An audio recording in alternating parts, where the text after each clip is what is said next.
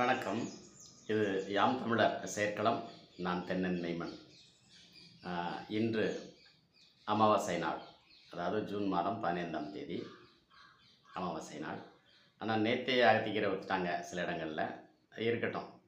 எங்களுடைய கணிப்பின்படியும் இன்றைக்கு அமாவாசை நாள் தான். அப்போ நாளையிலிருந்து பிறை தெரியும்.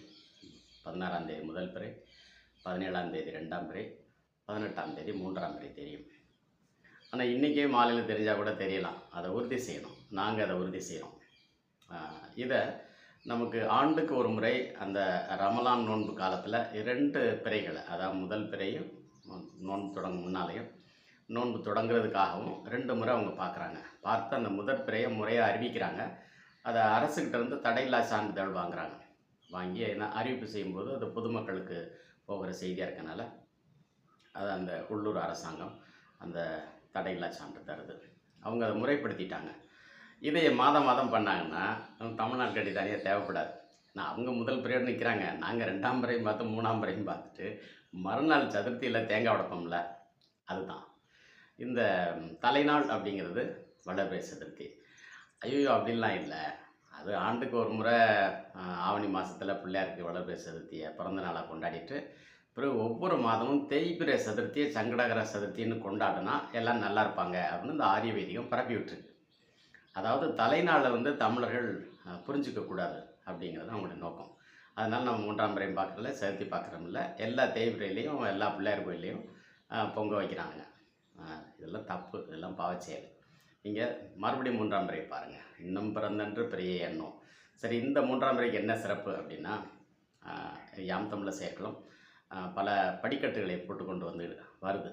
அதில் நாம் சிலம்பை மறந்தோம், சிலப்பதிகாரத்தை மறந்தோம், கண்ணகியை மறந்தோம் என்று போய்விடக்கூடாது. அதனால் இன்றைக்கு இந்த பதிவில் இந்த சிலம்பு வடிவிலான ஒரு மோதிரம் பற்றி தான் பேச போகிறேன். நான் மாமல்லபுரம் பயிற்சி மையத்தில், இந்த சிற்பக்கலை பயிற்சி மையத்தில் சேர்ந்தபோது அது ஒரு பெரிய திருப்பணி தளமாக இருந்தது. அங்கே படிப்பை விட வேலை தான் நடக்கும். அங்கே தான் இந்த சிலப்பதிகார கலைக்கூடங்கள் செய்தாங்க. நான் போகும்போது அது முடிஞ்சு அடுத்த 5 ஆண்டாகி வள்ளூர் கோட்டமே முடிஞ்சிச்சு. வள்ளூர் சிலையே அங்கே அதை போகிறதுக்கு அநியமாக இருந்தபோது தான் நான் சின்ன பையனாக அங்கே போகிறேன். அப்போது அந்த சிலப்பதிகார கலைக்கூடங்கள் செய்த சிற்பிகளுக்கு சிலம்பு வடிவத்தில் ஒரு பவுனில் கலைஞர் மோதிரம் அணிவிச்சார் அப்படின்னு பரபரப்பாக பேசுவாங்க. ஆனால் அந்த மோதிரத்தை நான் பார்த்ததில்லை. அது இன்றைக்கி தான் என் கண்ணில் பட்டுச்சு. என்னுடைய அன்பு மாணாக்கன் சக்திவேல் மாமல்லபுரத்தில் இருக்கிறார், கோயிற்கட்ட கலைஞர். அவர் எனக்கு அந்த படத்தை அனுப்பி வச்சார். அவருடைய தந்தையார் மரச்சிற்பி சண்முகம் அவர்கள் பரிசாக பெற்ற மோதிரம் அது என்று தெரிகிறது. அதை அப்படியே வச்சுருக்கார். எனக்கு என் நண்பர் சொன்னார், சக்திவேல்கிட்ட இருக்குதுங்க, நீங்கள் தேடிட்டு இருக்கிற மோதிரம் சக்திவேல் வச்சுருக்கிறாரு அப்படின்னு சொன்னார். அதை பத்திரமா வச்சுக்கோங்க அப்படின்னு சொல்லிவிட்டு, ஏன்னா அது அரசாங்கமே தந்தது. அந்த மோதிரத்தினை தான் பார்த்தேன். அது சிலம்பு வடிவில் இருக்குது. அது சுத்தமான தங்கம். அன்றைக்கி அதோட விலை 500 ரூபாய் அந்த மாதிரி தான். ஒரு பவுன் 500 ரூபாய் தான் இருந்திருக்கும்னு நினைக்கிறேன். ஏன்னா 1981 எனக்கு ஒரு பவுன் லலித்லா அகாடமி மோதிரம் போட்டுச்சு, அந்த கோல்டு மெடலிஸ்ட் அப்படிங்கிறதுக்காக. அந்த மோதிரத்தை கல்வி அமைச்சர் அரங்கநாயகம் என்னுடைய விரலில் போட்டு விட்டார். அது ஒரு பவுன். அன்றைக்கி அதோடய விலை 1000 ரூபாய் தான். அப்போ அதுலேருந்து ஒரு 5 ஆண்டு முன்னால் குறைவாக தானே இருந்திருக்கணும். அதை வச்சு சொல்ல வரேன். இன்றைக்கி ஒரு பவுன் மோதிரம் என்ன விலைங்கிறது நீங்களே பார்த்துக்குங்க. நான் என்ன சொல்கிறேன், மறுபடியும் இந்த சிலம்பு வடிவிலான மோதிரத்தை கையில் எடுப்போம். அதை கலைஞர்களுக்கு அணிவிங்க. இந்த மோதிரம் போட்டால் அந்த கலைஞன் நான் நாடாளுவேன்னு சொல்லக்கூடாது. அது தப்பு. அதாவது தர்மம், அந்த தர்மத்தை தொழிலாக செய்கிற தலைவன் வேறு, கர்ம தொழில் செய்கிற கலைஞர் வேறு. கலைஞன் வேறு. கலைஞன் நாடாளக்கூடாது. அதனால தான் கருணாநிதி அவர்கள் தன்னை கலைஞர் கருணாநிதி தான் சொன்னார். பெரியாரின் தொண்டன், அண்ணாவின் தம்பி, கலைஞன் அப்படின்னு தான் சொன்னார். அவரை தலைவர் ஆக்குனது தப்பு. அவர் பலமுறை சொல்லியிருக்கார், கலைஞர் ஆகக்கூடாது அப்படின்னு தான் சொல்லியிருக்கார். கலைஞர்கள் தலைவர் ஆகக்கூடாதுன்னு. ஒரு தலைவர் கலைஞரானு அவரும் ஒரு அரசியல் பண்ணிட்டார். அதோட விளைவு தான் இன்றைக்கி தமிழகம் தலை குனிஞ்சு தான் நிற்குது.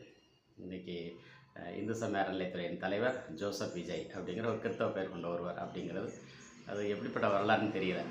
இது என்ன எஸ்தர் சரித்திரம் திரும்பி வருதா, இது என்ன வஸ்திராணி எங்கே அப்படிங்கிற கேள்வியெல்லாம் வருது. வெள்ளக்காரன் கூட அறநிலையத்துறைக்கு தலைவனாக இருந்தது கிடையாது.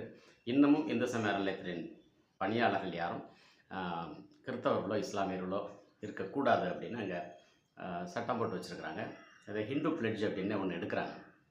அந்த ஹிந்து பிளெட்ஜ் எடுக்காதவர்கள் அதில் பணியில் இருக்க முடியாது. ஆனால் அது உயர் அதிகாரிகளுக்கு அது தேவையில்லை அப்படின்னு ஒரு விதிவிலக்கு இருக்கிறதாகவும் கேள்வி. அந்த வகையில் ஜோசப் விஜயோட படம் அறநிலையத்துறை அலுவலகங்களில் அல்லது திருக்கோயிலில் இருக்குதா அப்படிங்கிறது தெரியல. இருந்தால் அது அகற்றப்பட வேண்டும். ஏன்னா வரலாறு நீங்கள் தவறாக எழுதவே கூடாது. இந்த கோயில்களை நான் வந்து இதை பாஜகவோட பார்வையிலையோ அல்லது ஆர்எஸ்எஸ் பார்வையிலையோ நான் சொல்லலை. அப்படிப்பட்ட பார்வைகளுக்கு கிடையாது. இதை ஒரு தமிழக அரசனுடைய பார்வையில், உண்மையான தமிழக அரசனுடைய அரசாங்க பார்வையிலேயே நான் சொல்கிறேன். இந்த கோயில்கள் வந்து கலைப்படைப்பு.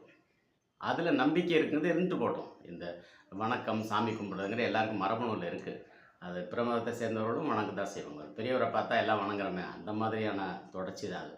அதனால் இந்த அறநிலையத்துறைக்குள்ளே என்ன நடக்கணும் அப்படிங்கிறத விழிப்புணர்க்கணும். 300 சிவில் இன்ஜினியர் இருக்காங்க. இந்த 300 சிவில் இன்ஜினியர் அவங்க அது தகுதியான வேலையை செய்யலை. அங்கே உள்ள சிவில் இன்ஜினியரிங் ஜாப், அதாவது மெயின்டெனன்ஸ், சிவில் மெயின்டெனன்ஸ் பார்த்துட்டு போகலாம். ஆனால் அவங்க கோயிலை நாங்கள் தான் கட்டுறோன்னு சொல்கிறோம். பொறியியல் பிரிவு தான் கோயில் கட்டுதுன்னு சொல்கிறாங்க. அப்படி இல்லை. அப்படி இருந்தால் அவங்க பொறியியல் கல்லூரிகளில் கோயில் படிப்பு இருக்கா அப்படின்னா இல்லை. இந்த 300 இன்ஜினியரும் பொருத்தமில்லாத வேலையை பார்த்துட்டு இருக்காங்க. அவங்கள ஒரே அரசாணையில் தூக்கி எறியணும். இன்றைக்கி இந்து சமய அறநிலையத்துறையை ஒரு ஐயங்கார்ட்ட கொடுத்துட்டா முடிஞ்சு வச்சா. 2013 ஹெரிட்டேஜ் கமிஷன் ஆக்ட்னு ஒரு சட்டம் கொண்டு வந்தாங்க அந்த அம்மா. அது வெள்ளைக்காரங்காலத்து சட்டம். அதன்படி நரசிம்மன், கேடி நரசிம்மன் நினைக்கிறேன், ஏதோ ஒரு பேரை போட்டு அவர் தலைவராக வச்சு ஸ்ரீரங்கம் கோயிலை தான் அவங்க புதுப்பிச்சாங்க. அன்னைக்கு பொறியாளர்களுக்கு தரப்பட்ட உத்தரவு என்னென்னா, bring the temple under lock and key அப்படிங்கிறது. முயற்சி செய்தாங்க. பல கோடி செலவு பண்ணாங்க. ஆனால் 18 கோடி தமிழக அரசு தந்ததாக சொன்னாங்க. அது உண்மை இல்லை. சாரங்கட்டருக்கே 10 கோடி ஆகும்.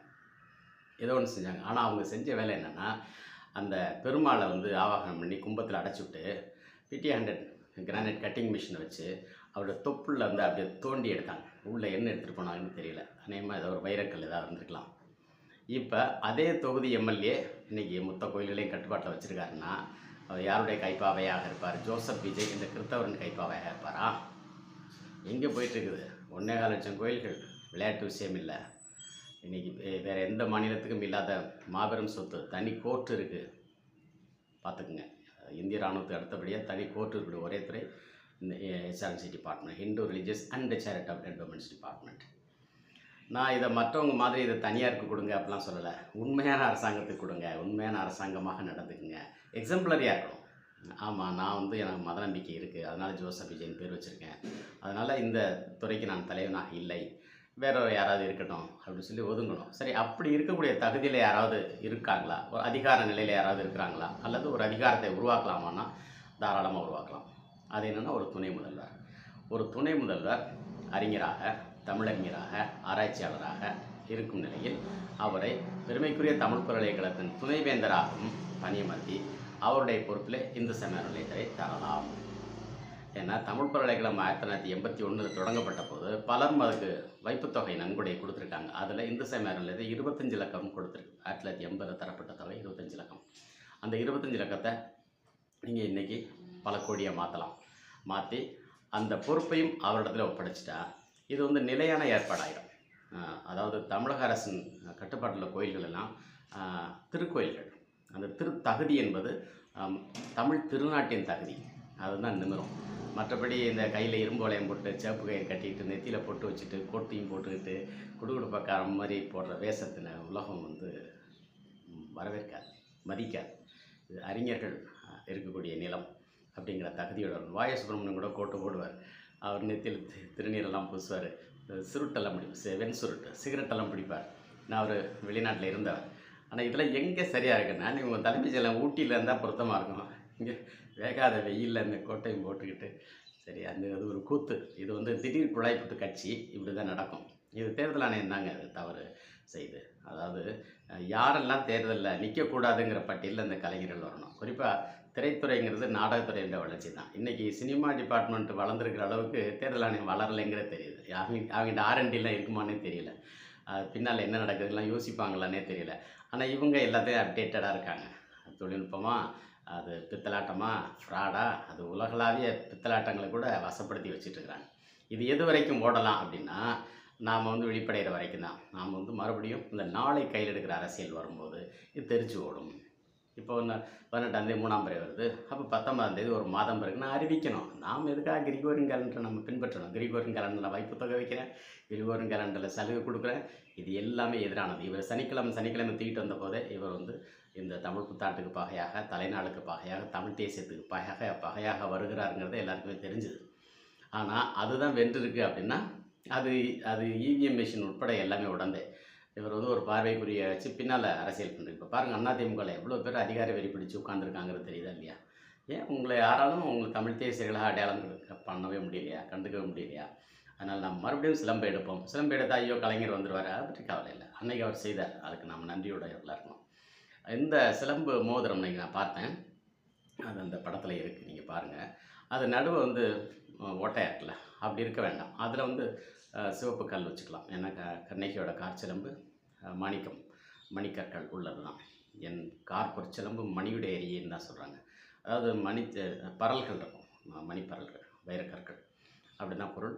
அது அந்த சிலம்பினுடைய மேலேயே அந்த மணிக்கல் இருந்ததுன்னு சிலப்பதிகாரத்தில் இருக்குது, வச்சு கட்டியிருக்காங்க. அப்போ பார்த்த உடனே தெரியுது முத்து சிலம்பு இல்லைன்னு தெரியும். இதில் எதனால் இது நடந்துச்சு அப்படின்னா, அந்த செங்கோல் வளைந்திருக்கா இல்லையா அப்படிங்கிற அதை உறுதி செய்கிற தகுதியில் அந்த அரசி இருக்காங்க. அந்த அரசி சபைக்கு வர மறுக்கணுங்க. இது அப்படியே பைபிளில் இருக்குது, வஸ்திராணி கதையில், எஸ்தர் சரித்திரத்தில் இருக்குது. வஸ்திராணி வர மறுக்கிறாங்க. உடனே எஸ்தரை வச்சு அவன் ஆட்சி செய்கிறதால ஏதோ கதை சொல்கிறாங்க. இது இங்கேருந்து போன கதையாக இருக்கலாம், நமக்கு அந்த ஸ்டோரிலாம் தேவையில்லை. சிலப்பதிகாரத்தில் தெளிவாக இருக்குது. தலைநோய் வருத்தம் தன்மேலிட்டு குலமுதல் தேவி கூடாதியகன்னு. அப்போ இவன் சலதியர் என்ற ஆடற்கலை வல்லுநர்களை அழைச்சிட்டு போய் இல்லை செங்கோல் வளையலேன்னு சொல்கிறான். அந்த மன்னன், பாண்டிய மன்னன் சொல்கிறான். அதுக்கு பிறகு வேண்டா வெறுப்பாக வர்றான், சிலம்பு உடைக்கிறாங்க, அந்த கதை முடிஞ்சிடுது. இதில் இந்த தனிச்சிலம்பு, இந்த மோதிரத்தை நம்ம போடும்போது தனிச்சிலம்பு தான் போடுவோம். அது வந்து இடக்கார் சிலம்பு, இடக்கார் தனிச்சிலம்பு அரற்றும்.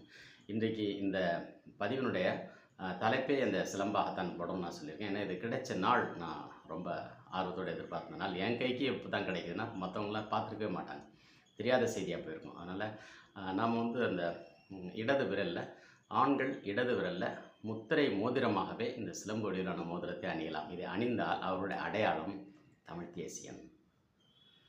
இது அரசுருவாக்கத்தில் மிக முக்கியமானது. ஏன்னா 1942 கண்ணை திரைப்படம் வருது, 1964 பூம்பார் திரைப்படம் வருது, சிலப்பதிகாரம் இருக்கும் வரை நம்ம ஒருவராலும் அசைக்க முடியாதுன்னு சொல்கிறார்.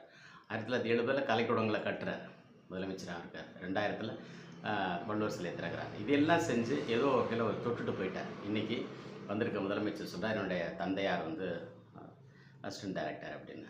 ஆனால் நீங்கள் சொல்கிற ஸ்டாலின் சாரோட தந்தையார் யார் தெரியுமா? பூம்புகார் படைத்த பெருந்தச்சன். அப்படி தான் கல்வெட்டில் இருக்குது. ஆனால் அதை அவர் மறந்துட்டார், அவர் சிலம்பை கை விட்டார். நான் தமிழகத்தை தலைகுனிய விட மாட்டேன்னு சொன்னார், நீ தலைகுனி விட்டுட்டார்.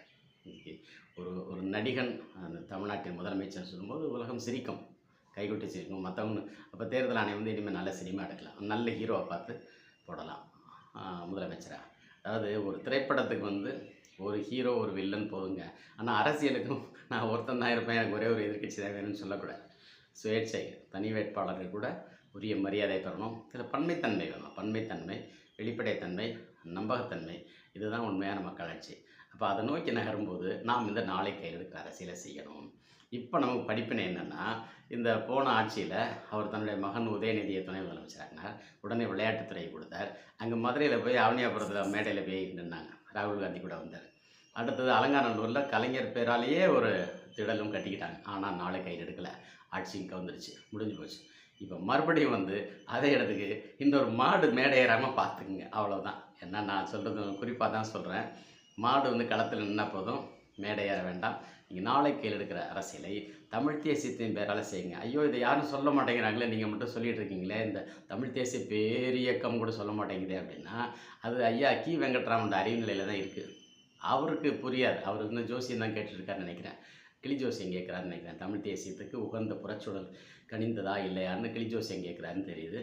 அவர் எதிர்பார்த்து பயனில்லை. ஐயா மணியரசன் அவர்களுக்கு தெரியும், பேசலாம். அது ஏன் பேச தயங்குறாருங்கிறத அவர் தான் சொல்லணும்.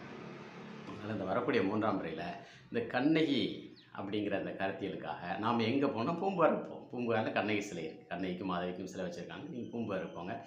அப்புறம் அதே மாதிரி இந்த சென்னையில் கூட இருக்குது கண்ணகி, இந்த திருவல்லிக்கேணி நெடுஞ்சாலை, அதில் அங்கே இருக்குது.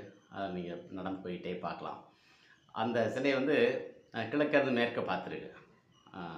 அங்கேயே பூம்புகார்லேயும் அப்படி தான் வச்சுருக்காங்க. அது ஒன்றும் பிரதிஷ்டை செய்யப்பட்டதில்லை, காட்சிக்கு வைக்கப்பட்டது தான். அது ஒரு பெரிய பொருட்டில்லை. அதில் அந்த சிலை இவர் மேடம் ஜெயலலிதா அகற்றினாங்களே, அதில் எழுதியிருக்காரு. அது எப்போ அகற்றப்பட்டது, எப்போது மீண்டும் எடுத்து நிறுத்தப்பட்டது அப்படின்னு பதிவு செய்து வச்சிருக்காரு. அதே மாதிரி இந்த தமிழ் புத்தாண்டு சட்டம் எப்போதாக ஐ ஜஸ்ட் கேன்சல்ட் இட் அப்படின்னு மேடம் ஜெயலலிதா சொன்னாங்களே, அதை சார் ஸ்டாலின் சார் வந்து கைவிட்டார். அதனால் இந்த 2யும் எடுத்து மறுபடியும் நம்ம கொண்டு போகும் ஒரு முயற்சியாக இந்த 3ஆம் பிறை நாள் முடிஞ்சோடனே மறுநாள் ஒரு தேங்காய் உடைங்க. அவங்கவுங்க உடைச்சிக்கங்கப்பா, பிடிச்ச இடத்துல உடைச்சிக்கங்க. உடைச்சி நீங்களே கூட பொறுக்கி எடுத்துகிட்டு போயிருங்க.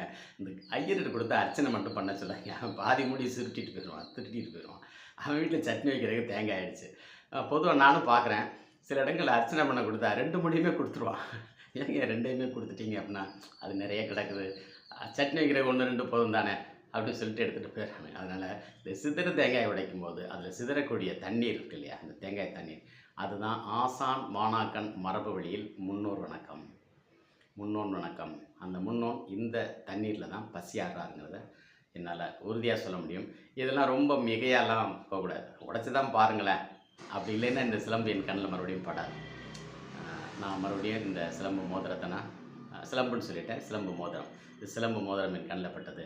அடுத்த பதிவில் அந்த சிலம்பு மோதிரத்துக்குள்ள சிவப்பு நிற மாணிக்கக்கல் வச்சு ஒரு தமிழ் தேசியன் தன்னுடைய அரசாங்க அடையாள மோதிரமாகவே அணிந்திருக்கும் பதிவோடு கொண்டு வர முயற்சிக்கிறேன். இந்த முறை வாய்ப்பு வசதி உள்ளவர்கள் அந்த கண்ணகி கோயில் இருக்கக்கூடிய அந்த கம்பம் கூடலூர் அருகில் போய் அங்கே உள்ள அந்த முல்லை பெரியாறு கீழணை, இந்த கீழணையில் குளிச்சுட்டு வைகையின் தென்கரையில் இல்லாமல் வடகரை வழியாக உங்கள் சொந்த வண்டி இருக்கும், சொந்த வண்டியில் வரலாம், பேருந்தில் கூட வரலாம். நடந்துலாம் இப்போ முயற்சி எடுக்க வேண்டாம், அது காலம் கனியும். அதன் வழியாக வந்து அப்படியே மதுரை தமுக்கத்தில் இருக்கக்கூடிய அந்த தமிழ் தாய் சிலைக்கு, அது எம்ஜிஆர் வச்ச சிலை, அதுக்கு ஒரு மாலை அணிச்சிட்டு அப்படியே அதன் வழியாக வந்து உரங்கான்பட்டியிலிருந்து அரண்மனை சிறுவேல் வரை, இது மருதுபாண்டியர்கள் பாரிவேட்டை நடத்திய இடம். அது இதில் வலசை பாதைகள்லாம் வரும். வந்துட்டு திருவரங்கம் கோயிலுக்கு வந்து, நான் ஸ்ரீரங்கம்னு சொல்ல விரும்பல, இந்த திருவரங்கம் வந்து அங்கே இடப்புறமாக சுற்றி, ஏன்னா கண்ணகி வலப்புறமாக சுற்றினா இடப்புறமாக சுற்றி வந்து நீங்கள் பூம்புகாருக்கு வந்துடலாம். அதாவது கண்ணகி சென்ற பாதையில் நாம் செல்ல வேண்டாம், அந்த பாதையில் திரும்பி வரலாம். அப்படி திரும்பி வரும்போது இந்த கண்ணகியை உயர்த்தி பிடிக்கும்போது தமிழ் புத்தாண்டு புரிதல் தெளிவாக வரும். சிலப்பதிகாரத்தை நாம் மறுபடியும் வாசிக்கணும், பேசணும். பட்டிமன்றம் பேசி பயனில்லை, ஏன்னா பட்டிமன்றமே அதில் இருக்குது, அதில் உள்ள பட்டிமண்டபமே வேறையாக இருக்குது. அதனால் இதை நம்ம கையில் எடுப்போம். இது கனிந்த காலம். அதாவது தமிழ் புத்தாண்டு புரிதல் மூலமாக ஒரு தமிழ் தேசிய தமிழ்நாட்டு அரசு எதிர்காலத்தில் அமைகிறதுக்கும் அந்த உரிய நாளில் ஜல்லிக்கட்டு நடத்துறதுக்கும் அந்த அவனியாபுரம் அணியமாக இருக்கிறது. அதில் அந்த மாட்டுக்கு இருக்கிற அறிவு மாடு வளர்க்குறவனுக்கும் மாடு பிடிக்கிறவனுக்கும் இல்லை அப்படிங்கிற ஒரு இழிநிலையை உருவாக்கிறாமல் இது அறிஞர்கள் பேசிட்டா ஏற்றுக்குவாங்க. அப்படியானா இப்போ முதல் மஞ்சுரட்டு அவனியாபுரம் இருக்கக்கூடாதுன்னா தாராளமாக இருக்கலாம். ஆனால் அதுக்கு முன்னால் பெருமைக்குரிய தமிழ் பல்கலைக்கழகத்தில் நடக்கணும் தஞ்சாவூரில். நாங்கள் அதுக்கு மாற்றுத் திட்டங்கள் எல்லாம் உருவாக்கி வச்சுருக்கோம். அதுதான் 234 தொகுதிகளிலும் அனைத்து மகளிர் தமிழ் பல்கலைக்கழகங்களை உருவாக்குவது, அதற்கான அடிப்படை வேலை செய்வது. இப்போ ஒரு சிங்கப்பெண்ணு சொல்கிறார், சங்கப்பெண்ணைங்க, சங்கப்பெண்ணைங்க. அப்போ சங்க மகளிருக்காக நீங்கள் தமிழ் பல்கலைக்கழகம் உருவாக்குனீங்கன்னா அதில் எல்லா தரப்பும் இருக்குது. இப்போ நீங்கள் இருக்கிற காவல்துறையில் கணிசமான பேரை மட்டும் ஒதுக்கி சிங்கப்பெண்ணு கொடுக்குறீங்க. அவங்க ஏற்கனவே பயிற்சி பெற்றவர்கள், அதனால் அவங்க நீங்கள் சொன்னாலும் சொல்லலைனாலும் சிங்கப்பெண்ணாக தான் இருப்பாங்க. அதில் நீங்கள் நான் தமிழ்ஸோட எண்ணிக்கையை நீங்கள் கூட்டிகிட்டு இங்கே ஒரு அடாவடி செய்கிற உள்நோக்கம் இதில் இருக்குது. ஏன்னா ஏற்கனவே பிரபாகரன் செய்த மிகப்பெரிய தவறு பெண்களை போர்ப்படையில் சேர்த்தது தான். அதுவே இந்திய இராணுவத்துக்கும் இலங்கை இராணுவத்துக்கும் சாதகமாகிடுச்சு. நான் சொல்கிறேன், நீங்கள் நல்லா கவனிக்கணும். நம்முடைய புறநானூற்றில் எங்கேயுமே பெண்கள் போருக்கு போகிறது கிடையாது. ஆனால் அவர் அதை செய்துட்டு அது தோல்வியில் தான் முடிஞ்சது. அதனால் இந்த பல்கலைக்கழகங்கிறது மதிப்புக்குரிய பல்கலைக்கழகமாக நம்ம 234 தொகுதிகளுக்கும் ஒன்று உருவாக்கும். இப்போ நான் சொல்ல வர செய்தி அந்த நிறைவு பகுதி இதுதான். தமிழ்நாட்டினுடைய மேற்கு எல்லை மாவட்டங்கள், நீங்கள் கன்னியாகுமரியில் தொடங்கி இந்த பக்கம் திருவள்ளூர், இந்த மாதிரி வரிசையாக நீங்கள் பார்த்துட்டே வந்தீங்கன்னா ஒவ்வொரு இடத்துலையும் ஒரு பெண் தெய்வ கோயில்கள் இருக்கும். அதில் ஒன்று தான் கம்பங்கூடலூர் கண்ணகி கோயில். அந்த அடிவாரத்திலிருந்து நீங்கள் கிழக்கு நோக்கி வந்தீங்கன்னா வலசை பாதைகளும் பாரிவேட்டை பாதைகளும் இருக்குது. இதை